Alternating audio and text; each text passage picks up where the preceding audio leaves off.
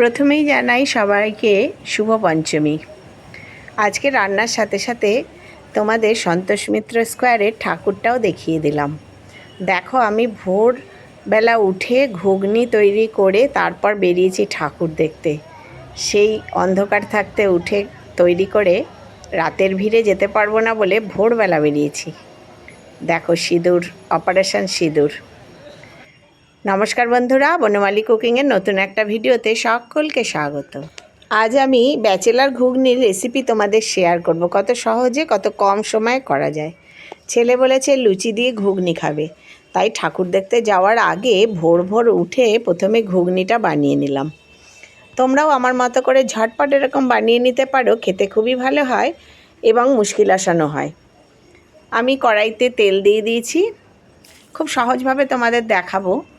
দিয়ে দিয়েছি দুটো শুকনো লঙ্কা, একটা তেজপাতা আর অল্প পরিমাণ জিরে।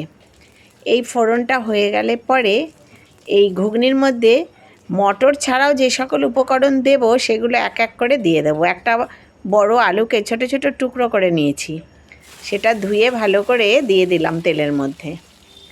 আলুটা একটু হালকা নাড়াচাড়া করব, খুব বেশি ভাজবো না, একই সাথে সব কিছু দিয়ে করে নেব। আগেই বলেছি ব্যাচেলার ঘুগনির রেসিপি যাতে সহজভাবে করা যায়।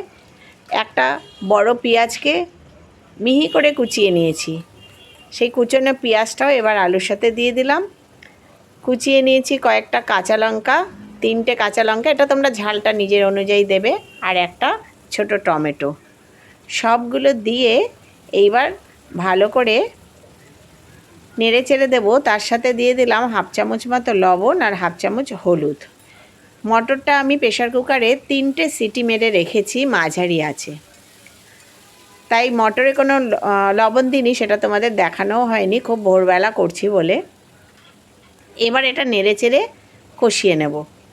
এর মধ্যে দিয়ে দেব এবার 1 চামচ মতো আদা বাটা, 1 চামচ রসুন বাটা। আদা আর রসুন এই পেস্টটা দিয়ে এটাও ভালো করে নেড়ে নেব। তেলের উপরে আদা রসুনটা ভালো করে নেড়ে নিলে এর কাঁচা গন্ধটা উঠে যাবে, আর একই সাথে টমেটো, পেঁয়াজ এগুলোও সেদ্ধ হয়ে যাবে। মটরটা আমি আগেই সেদ্ধ করে রেখেছি। ছেলে বলল বাইরের খাবার খাবো না মা, ঘুগনি আর লুচি খাবো সকালবেলা। রাতের বেলা বেরিয়ে তো নানা রকম খাবার খাচ্ছেই, তাই জন্য চেষ্টা করলাম এটা তৈরি করার। 1 চামচ মতো দিয়ে দিলাম ঝাল লঙ্কার গুঁড়ো।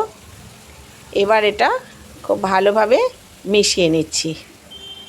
মশলাটা ভালো করে আলুর সাথে কষিয়ে নিতে নিতে আলুটা অনেকটাই বেশ সেদ্ধ হয়ে যাবে।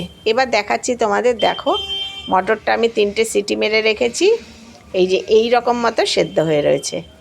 এবার জল থেকে আমি মটরটা ছেঁকে এর মধ্যে দিয়ে দেব।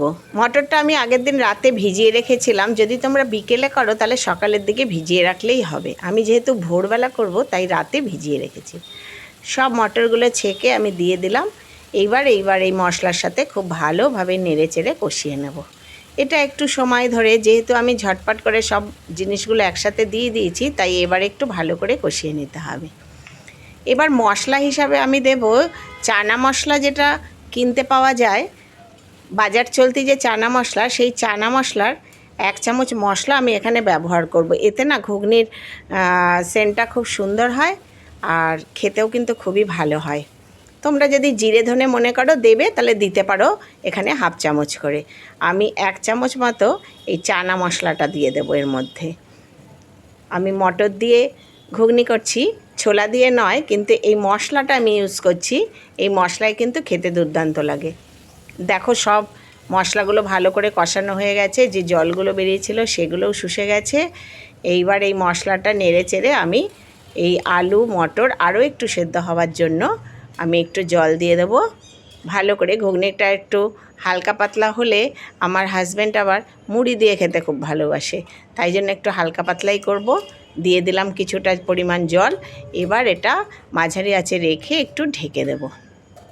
ঢেকে দিলাম, 4-5 মিনিট ঢেকে দিয়ে ঢাকনা খুলে তোমাদের দেখাচ্ছি। দেখো কি সুন্দরভাবে ফুটছে। মোটামুটি এই রকমই রাখতে পারো, তবে আমি একটুখানি আলুগুলো একটু ঘেঁটে দেব। একটু ঘেঁটে দিলে তাহলে এটা একটু গলা গলা মতো হবে, খেতে ভালো হবে। আর এই সময় আমি 1 চামচ দিয়ে দিলাম চিনি, বাঙালি রান্নায় যেহেতু একটু মিষ্টি না দিলে আমাদের কেমন লাগে, একটু চিনি দিয়ে দিলাম। তোমরা মিষ্টি না খেলে দেবে না, তাতেও ভালো হবে।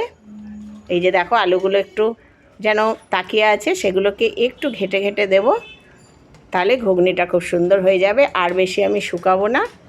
এবার নামিয়ে নেব। আমার আজকের ব্যাচেলার ঘুগনির রেসিপি যদি তোমাদের ভালো লাগে তাহলে চটপট মটর ভিজিয়ে নাও, আর এইরকম করে করে সকালবেলার টিফিনটা খেয়েই নাও।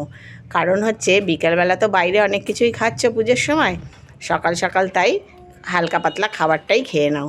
এই যে দেখো নামিয়ে নিলাম ঘুগনি, আর এই ঘুগনি মুড়ি খেতে কিন্তু হেভি ভালো লাগে। এবার আমি এর ওপর দিয়ে একটা ভাজা মশলা ছড়িয়ে দেবো। এটা হচ্ছে ধনে, জিরে, শুকনো লঙ্কা, মৌরি। এটা শুকনো খোলায় ভেজে আমি গুঁড়িয়েই রেখে দিই এই সব কাজে ব্যবহারের জন্য। ওপর দিয়ে দিয়ে দিলাম একটু ধনেপাতা কুচি, আর একটু কাঁচা লঙ্কা কুচিও আমি দিয়ে দেবো। আজকে আমার রেসিপি যদি তোমাদের ভালো লাগে তাহলে প্লিজ লাইক, কমেন্ট এবং শেয়ার করো। সাবস্ক্রাইব করে আমার পাশে থাকার জন্য অনুরোধ জানালাম। সকলে ভালো থেকো, সুস্থ থেকো, পুজো ভালো কাটিও। ধন্যবাদ।